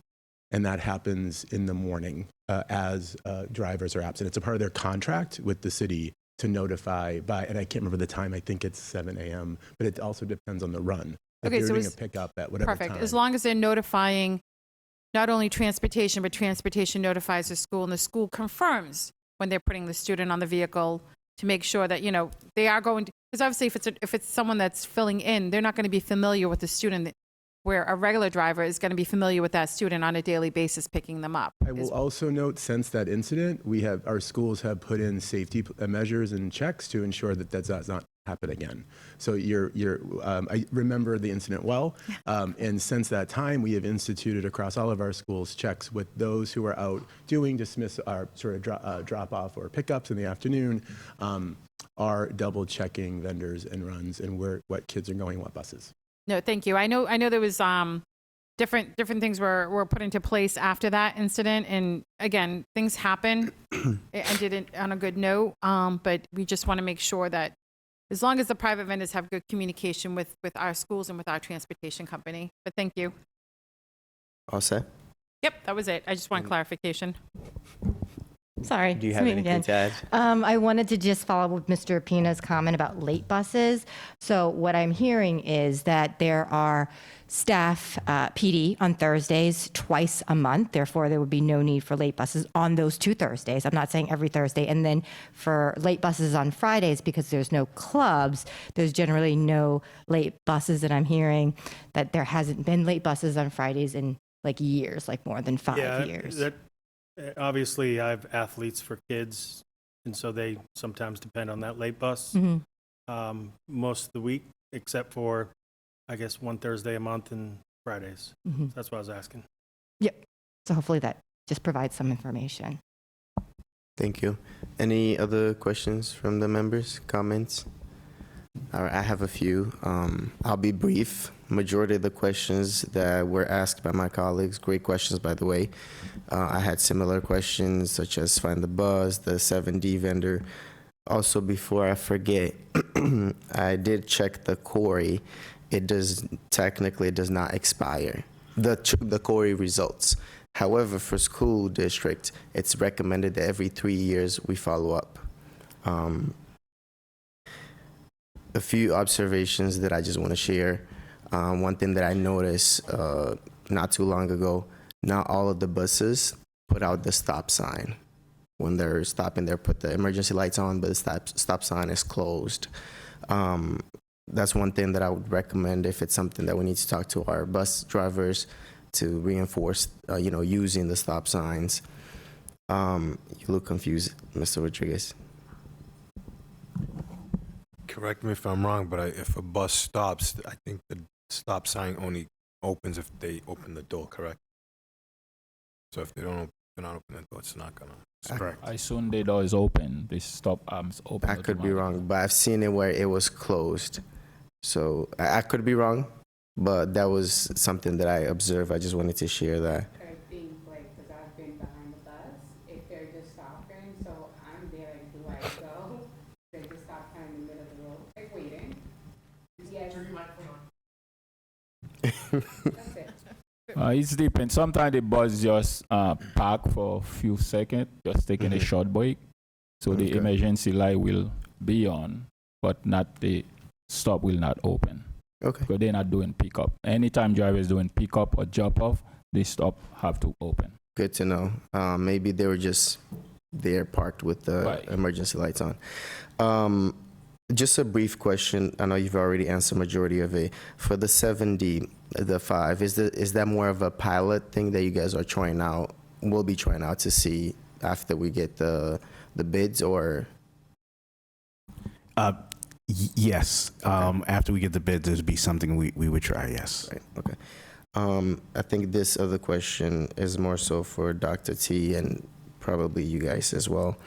When are we going to have an approximate estimate balance of what is needed for transportation to be fully covered? That's a great question. I thought we would have it by today. We're still working on it. I will let you know as soon as I know. Okay. Also, I love the idea of the audit, both on-site and school locations. Anna, I love your CPR idea. Maybe, I don't know if we do provide PD to our drivers, that could be something that we could incorporate, a CPR lesson, certification, whatever the case is. Just, food for thought.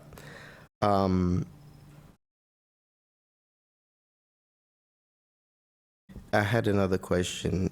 This is as it pertains to the new software update. Is Kim still here?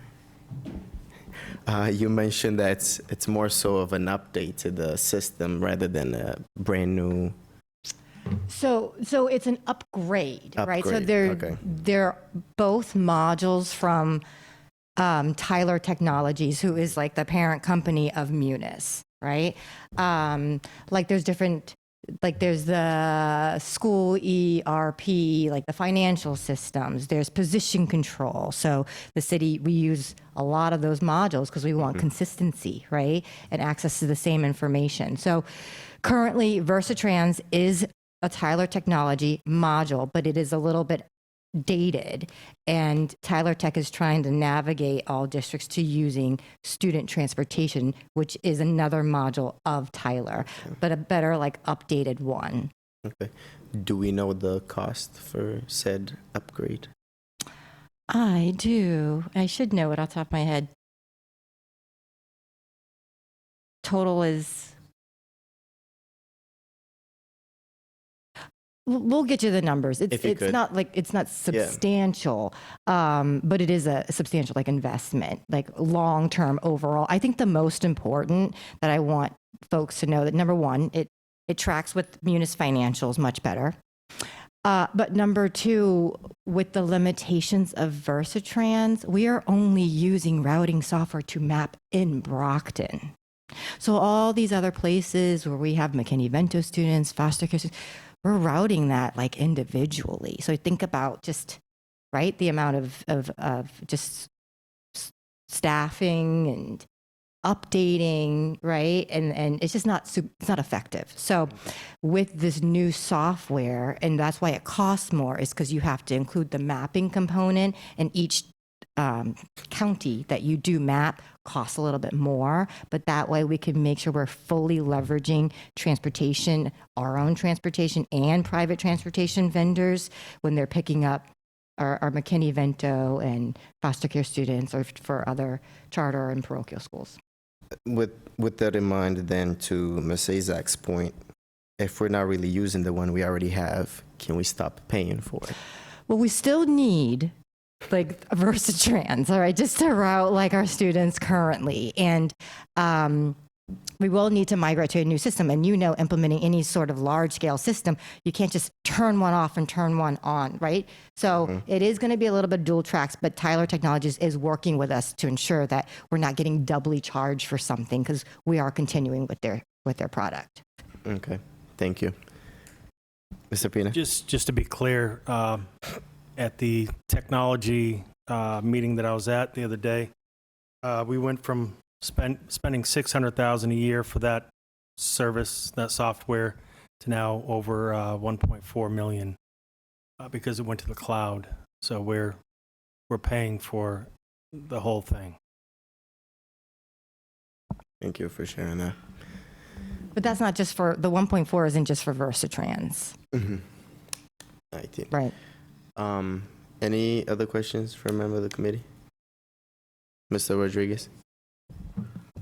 Yeah, I'm present. When we talk about cost savings, obviously being here a little bit longer than some of the members, one of the key components is where we actually house our bus fleet, paying over $500,000 to house it, something that needs to be looked at. We did have a location, a lot of things, obviously this body has a certain level of authority, but then it falls into the mayor and the CFO's hands to make sure that it moves forward. I hope that's something that I'm not even saying hope, it has to happen, number one, because, possible development of that property. And it's a huge cost savings for us, regardless if we take the bus in-house or we contract it out. We own the lot, so we can work something into a contract where we could have some cost savings with that as well. I'm glad from where we went, where we were to where we are now. As far as overall, what's happening, I know I've met with you guys numerous times to see what cost savings that are actually happening and what we're working to. And one of the other key points too, Mrs. Azak alluded to this, is that, we did have those gas cards when we first started the transportation. I question why we never were using it back then. And then, we did buy those minivans because they were seeing the cost raising pretty high. So they started off with 5. But the other piece too is if you only budget for a certain amount, you ain't gonna, you're gonna have to go back in front of the council to purchase those vehicles. So, like I said, I'm happy where, the transportation is going and the cost savings and all the work that you guys have been putting in here, working with the superintendent's office and her leadership team. But the other piece is the actual cost of what transportation is versus voting for, for this body to, fund it properly. Looking at what the cost savings is and actually doing a top to bottom cost analysis of things that weren't actually provided to us in the beginning of running this massive department. So the other piece too is just looking at those private vendors. A lot of us do get these complaints as far as, who's driving. We've had some issues, we know that. And the same standards that we hold our drivers to, that we have to hold those private vendors to. If it's something that we need cameras and mapping those vehicles, and if they're running late. I know the other piece too is that the city's under a lot of construction. There's a lot of road jobs, there's closures that affects rerouting buses, or if there's a fire. So there's a lot of components to that. So let's see what we get for a bid. Thank you. Ms. Azak? I apologize. So how are we doing as far as communication with the city? We've had a lot of road work. There were times that I feel like I should call transportation, but it doesn't work. Doesn't work. Oh, it does now. So how are we? Because I know there was an email that goes out, I think like on a Friday or something. Do we have better communication? Because I did reach out prior to Dr. Tihiliani coming on. It was a previous superintendent that we had. And I made sure that they were going directly to transportation and not just putting them on an email that goes to someone at City Hall, and then that person transfers it over to transportation. Please tell me they're notifying you guys directly now. By that response, we do need to work. Okay, so before, an email would go out to someone as far as road work. I don't know if that would come from DPW. I can look through my emails and figure out who that contact was. It would go out to a handful of people. That would go to the mayor's office. Then from the mayor's office, it would be, and it was when Mr. Messia was on board, that would be sent over to transportation to let them know what road work was being planned, what's going to be in progress, what streets are going to be closed. So our transportation, you can plan ahead and notify your bus drivers these roads are being worked on. We will work on that with the mayor and make sure that they're communicating real time with you, and not, because the issue I had is it was emailed to someone on a Friday, and here I am, I'm like, oh my God, there's like road work everywhere, and it was in my ward. I called transportation and say, do you know the roads are all, they didn't know. They had just found out late that morning because the person got the email late on Friday, didn't forward it to transportation until late Monday morning. So we will work on better communication and make sure, I will look and see who it is at the DPW and make sure you guys are on those emails and you know ahead of time, because they don't just say, we're going to fix this road. This is months or weeks in advance. They have this scheduled. You need to know so our drivers know, so we can properly plan out if we have to move the routes around. So I will work on that with you. I'll find out the contact and get it over to the superintendent and just make sure, because I'm not sure how they're doing that now, but how do you get alerted when they're working on the roads? The hard way. So And I could tell from your response, I could tell. So we will. I think that just basic common sense. If we're working on the roads, we need to tell our transportation company. So our buses are not late to pick up our kids, and our buses are not frustrated because they're trying to get to our bus stops, and you can't if some of the roads are blocked. So we will work on that. And I do apologize. I thought that was taken care of. Kim's back. I don't love the mic. But just to be fair, on the city side, at the last, not this last mayor's department meeting, but the week before that I did attend, there was talk about a certain bridge closure, right? So I do think there are some updates that are brought up at that point, and I think that was a massive project. And we did kind of discuss what is that communication supposed to look like. I made sure to take notes and send it back to the relevant team members so that they were aware. So there is some of that talk happening. I'm sure we could do a better job of just like formalizing that process, but I wanted to make sure that that was brought up. I appreciate that. This was just a basic routine email that came from someone at DPW to department heads at.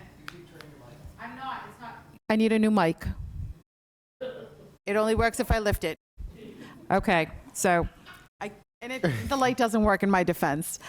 So it was someone at DPW that would email department heads. I got it working now. Thank you. Oh, it's working. Oh, wow. There you go. 3. Abundance of mics. Ask and you shall receive.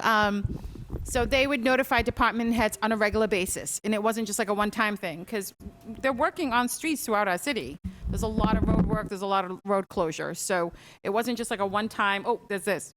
It's on a regular basis. They get a list of where they're working and projects that are coming up. And I think our transportation department should know. Same with, if we ever source this out, they need to know. So we'll work. I'll look through there and I'll get you the info and we'll connect everybody. So school department's on that email. Thank you. All right, any final question, comments, concerns before we move on? Seeing none, thank you, gentlemen. We appreciate the presentation, all the work that you guys have been doing in that department. I have to say, it's a lot that has been done compared to when I joined. I'm certainly sure it's a lot more than when Mr. Rodriguez, Ms. Azak were here originally. So we appreciate all the effort and commitment you guys have invested. The next item on the agenda is discussion on school traffic pickup and drop off. This is a topic that was referred to this committee by one of our members, Mr. Pina, and I wanted us, it feels a little bit dark in here now. I wanted us to have a discussion about this and brainstorm and, let the public know why and what we're looking to address. We will have a further meetings and discussion on the same topic.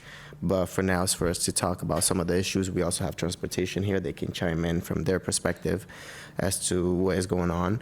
Point of information, I did visit the schools. It's different at different schools.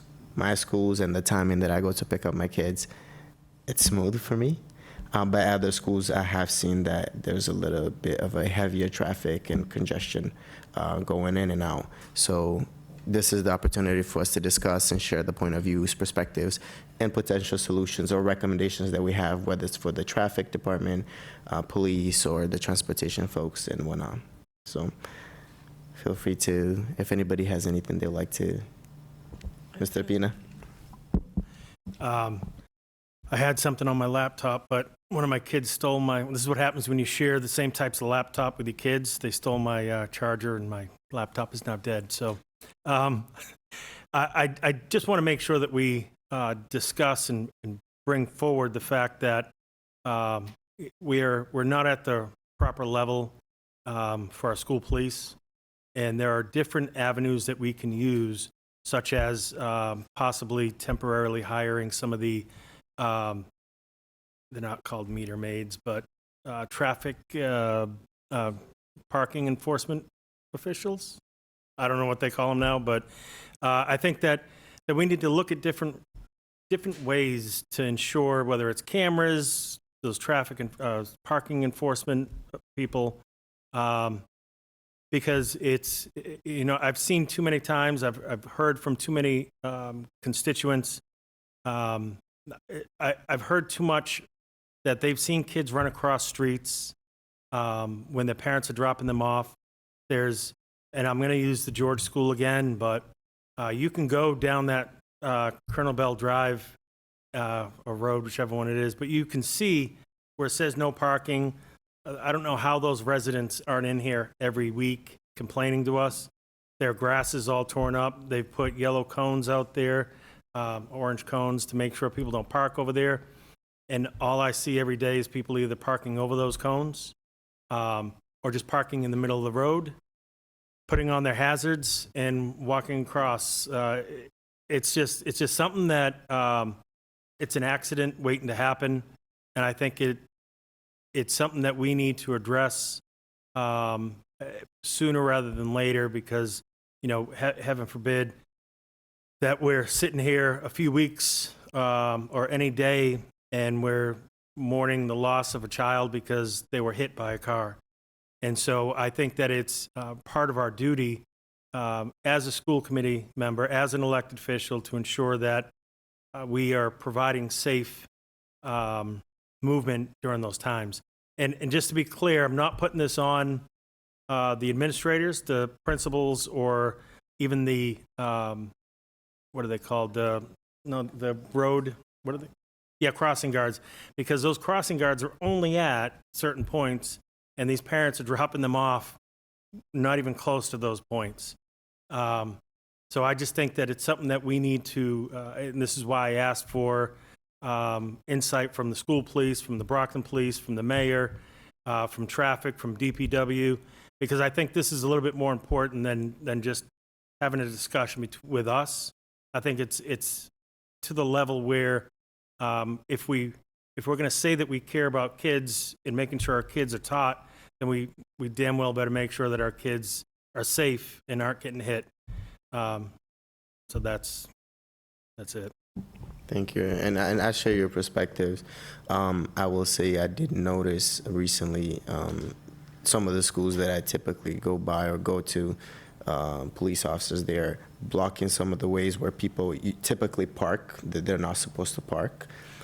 So I do appreciate that. I don't know if they got it from our meetings talking about it or just doing routine checks, but that's one of the things I've noticed lately, which I appreciate. Ms. Centello? I think for me, the issue is the baker. My concern there is if something were to happen, there's an emergency that happens in the back where the parents pick up the students. What are we going to do? Because the parking lot, there's cars everywhere. I've also, from speaking with the principal, there has been parents that have gotten into altercations. And the principal, right, even though we don't want them to be there, they want to go to try to see what they can do. So I am seriously concerned about the parking lot. It's mostly in the evening. It gets super congested. You know, it's a newer building. I'm a little disappointed that the people that built the building back then, that they didn't think about the parking lot. So again, my concern, if something was to happen, if there's an emergency, what are we going to do? Because there's no way to get out of that parking lot. Thank you. Ms. Azek? Thank you. Actually, I just don't want to repeat what my colleagues just went over, but you know, I've gotten a lot of calls about Angelo. A lot of our schools that are on main streets, main roads, where there's a lot of traffic congestion. Again, I'm not blaming our administrators. They're doing the best that they can. I think we need to come up with a solution to try to get the traffic through there a little smoother. I do get complaints from, that's not my assigned school, but they haven't been able to reach their school committee members. So I'm getting the calls for that location as well.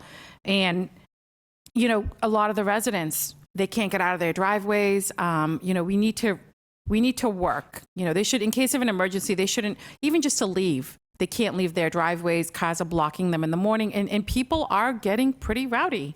And our residents and our staff shouldn't have to deal with that. So I would really like to work on that kind of a plan, see what we can do. You know, another one is Kennedy. I get videos on a regular basis, and I get them from, and I'm going to say, my broker. He's picking up his kids, and he's like, Joyce, look at this, look at this. And the thing is yes, the traffic can get backed up with some of these schools. Like Kennedy's not on a main road, but it is off of a road that gets really congested. And in case of an emergency, you're not going to get emergency vehicles through there. Same with over near East and Downey, trying to get to the hospital. So I think we should, if there's ways we can sit and maybe just brainstorm with our school police, with transportation, just with everyone, you know, your team, just see what we can do. It's not going to be an easy fix, but if there's ways that we can, you know, maybe train others, because I know our custodians in crossing guards, they're limited what they can do. They cannot direct traffic. Same with leaving the high school.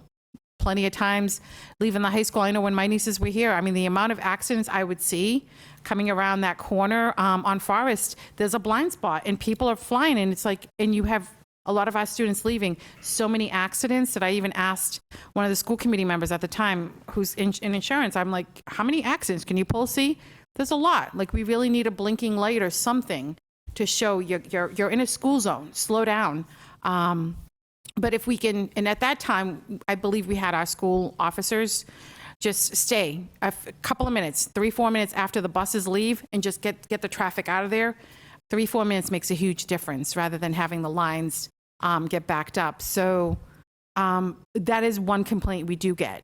We do get the neighborhood schools with the parking, things like that, blocking the homes, but it's the main roads that are really getting congested. And if we can work, maybe work out a plan. I know over at Brookfield, they've tweaked their pickup and drop off, and you know, I haven't been there in a bit. I'll probably pop in and take a look and see how that's going, but as far as I knew, it was good. Like, we worked on that, and they got that going pretty smoothly. And I know some of the schools are following and creating their plans, but definitely we got to work on that for safety. Thank you. Ms. Oliver? I think that to piggyback from Mr. Pina, I think the fact is we need a more enforcer, the city to work with us. And I think that if we're out there giving tickets, I think it's a lesson that parents need to learn the hard way, and just basically showing respect. If we want our kids to show respect, the parents also need to obey the laws. Like if we're having a pickup line, why are we not using the pickup line? And especially our known is like a debt trap over there. When my kids used to go over there, because I always use a pickup area, go in the parking lot. But I also fear for our custodians, working as a crossing guard, their safety. How many times have they had to dodge a car? Or also save a student from being hit? And I think that's something that affects them. And I think it's something that definitely the city needs to also work with us. It shouldn't be only us discussing the safety. What are we going to do next? It's something, it's all hands on deck. And now we need to literally storm this idea to more parking tickets. Keep giving it out, and maybe they'll stop parking where they shouldn't be parking. Or maybe the neighbors should be calling to get those cars towed. Don't be parking on my driveway when I'm paying hundreds of dollars for, cutting my grasses and stuff. I'm going to call and get your car towed. So I think it's something that certain individuals need to learn the hard way. Either follow the rules and stop doing what you're doing for the safety of our kids in a crossing guard, or you are going to be ticketed and your car being towed away. Ms. Centello. I think in addition to the city and us trying to figure out, we also have to hold us parents accountable, right? When I'm showing up to pick up my child, I also have 10 things to do after. So I know at the baker, she often sends us reminders to be patient. So I think too, we need to figure out a way to let the parents know too that this issue is all of our issues, but once a few start parking the wrong way, other takes the lead. So I think this needs to be a effort from all sides. Thank you. I'll chime in real quick. I agree there. I believe it's a multifaceted approach that we need to take, not just the school committee, the city, but the parents. We are the ones driving through and coming to the schools. I notice, and I'm a culprit as well. I've done this, parked where I'm not supposed to park. However, in my defense, I've noticed, and lately, as I go to pick up my kid from school, I'm using the parking spots. But you will see that there are a few open, but people will choose to park in areas that it's easier to get out. That's also another thing that creates traffic. It creates unsafe space for the kids coming out of school. So we need to be mindful of where we're parking, the urgency that we're coming in with, and just be on the lookout. Mr. Pina. Yeah, I mean, we're talking about this and we're saying what the issues are, but I think we need to look at first our own school police and why we don't have the number of officers that we need to have. Maybe we need to increase the number of officers that we have, because I believe we're supposed to have one per facility, which is the recommendation. And I think that is a serious recommendation that we need to look at. Right now, I believe we have 6 total that are actually on the road. And when you only have 6 total that are on the road, and there are how many facilities? 24? 24. How does that equate? So we need to, until we get those other officers either back on the road or hired and trained in that whole process, and I hate to use city assets because they're going to charge us for them, but this is something where we need to use city assets and not get charged overtime rate to use those assets, because I think it's that important. And, when we had this discussion and I brought it up, the mayor had said that the chair had said at the time that it was important and it was going to be an emergency session, and we were going to have all the people at the table, and look who really showed up and who's here and who cares about this. So when you want to talk about the importance of safety for our students, we also got to look at what we're actually doing to make sure that happens. No, I share that perspective. And I was thinking about police officers at all schools. I said we don't have enough. It would be amazing to use city side police officers without being charged. But that's not going to happen. But you brought up an important point. We had a lot of individuals interested in becoming police officers. They took the test. We have a long list, and it's just stalling. I don't know if you have any update, Superintendent, but we had a few folks that are in the academy right now, so we're waiting, but we do not have enough officers or the numbers that we should have currently. I believe we have 9 hired, 8 active, and we have 3 that are in training right now. So the 8 active, you're counting the sergeant and the lieutenant who don't leave their office? I'll have to check. That's a there's good 6 question. I'm not sure. Road. No, because I'm talking. Sorry, I've got to see the number. I see fingers being held up. No, because no, I'm actually thinking about the number that we had when we were negotiating. So I think that is not inclusive of them. And maybe actually, it is 9, right? Yeah. Yes. 9 on the road. Mm-hmm. And then 3 incoming. So that doesn't include those 2. And the recommendation that we got in our audit, which is still we're short of, is 1 per 1,000 students. So that was what we were told by the audit that DESE provided us. So we did budget for 16, I think, and then last year, yeah, we budgeted for 16, but we weren't able to fill all of New them. recommendation from the state was what? I don't know that. Is that the believe it's 1 per facility? Okay. But and it's not. We can add to the budget and we can hire those individuals and we can go through the process. But I don't think, and I hate to say this, but every time we talk municipal government, federal government, state government, it takes too long. And these are things that we can't wait on. And there are certain things that we can't wait on, and this is one of them. So I think that we need to look at different ways on how to address this immediately to ensure that our parents have the confidence in us and the students are safe.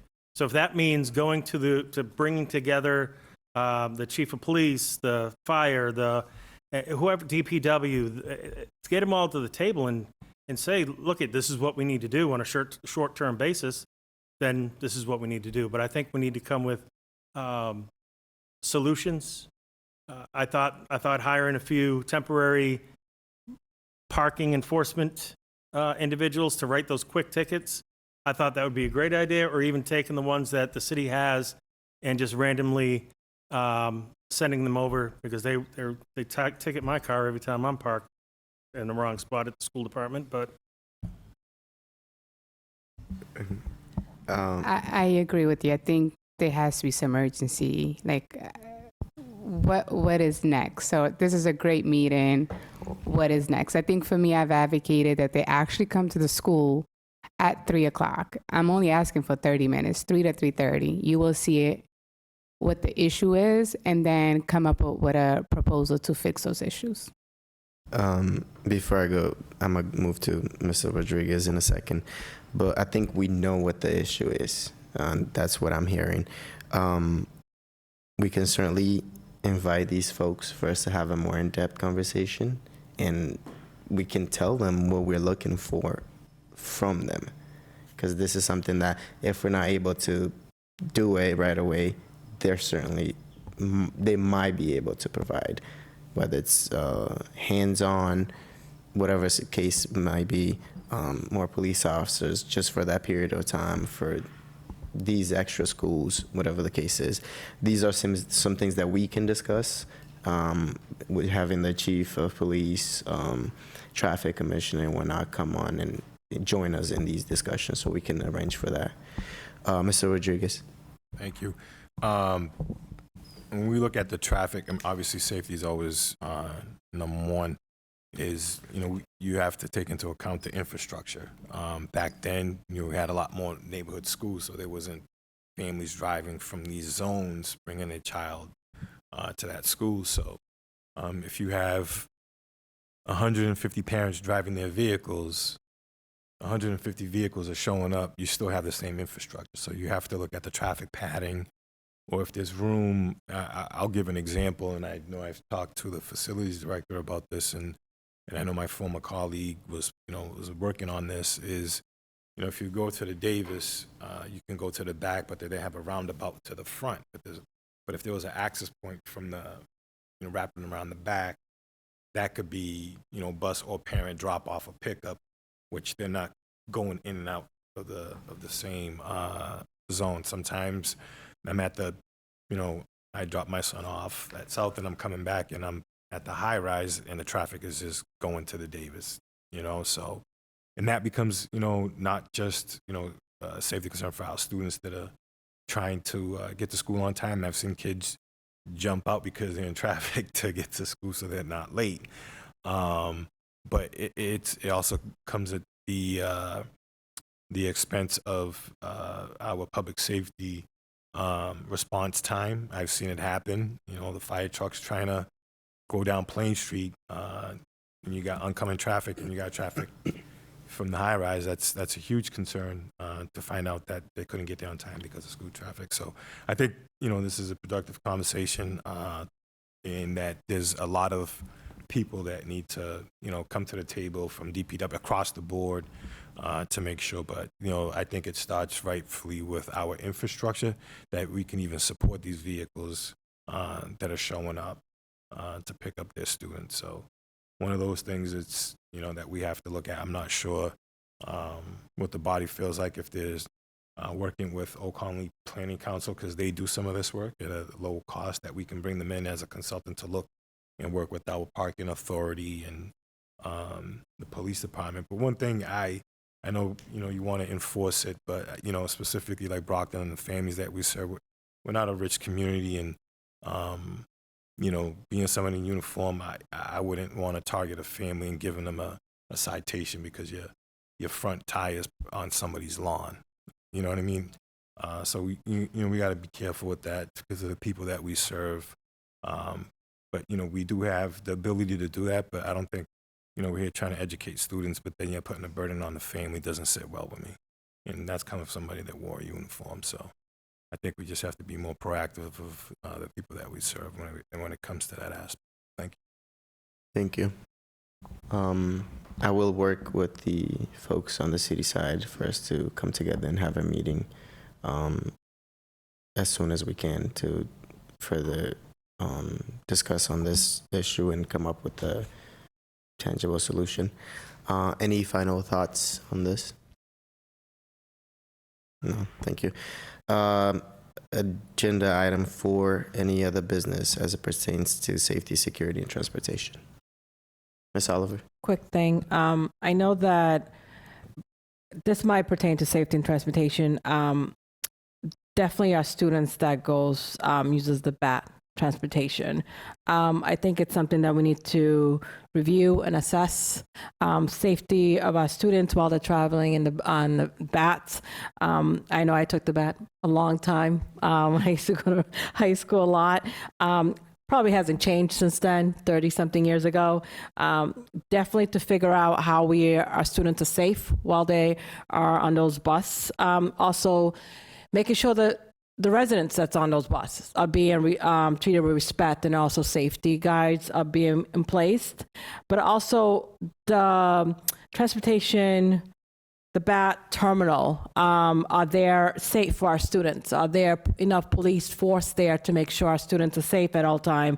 I think it's something that we need to really discuss with the city and the mayor about making sure that while our students are using the BAT, they are safe at all time, and that we are using it appropriately, that we're respecting our elders, that we're making sure we're following all the rules and, making everybody safe at the same time. But also the bus terminal, what are we doing to make sure when our students are going there to pick up another bus to go home, they're kept safe at all time? Thank you. Mr. Pina. Yeah, I was going to bring that up under new business, but so this is also something that I'm very concerned about. Anybody here can go on TikTok and you can search Brockton BAT or Brockton High School BAT, and you will see some videos that you would be a little bit concerned about.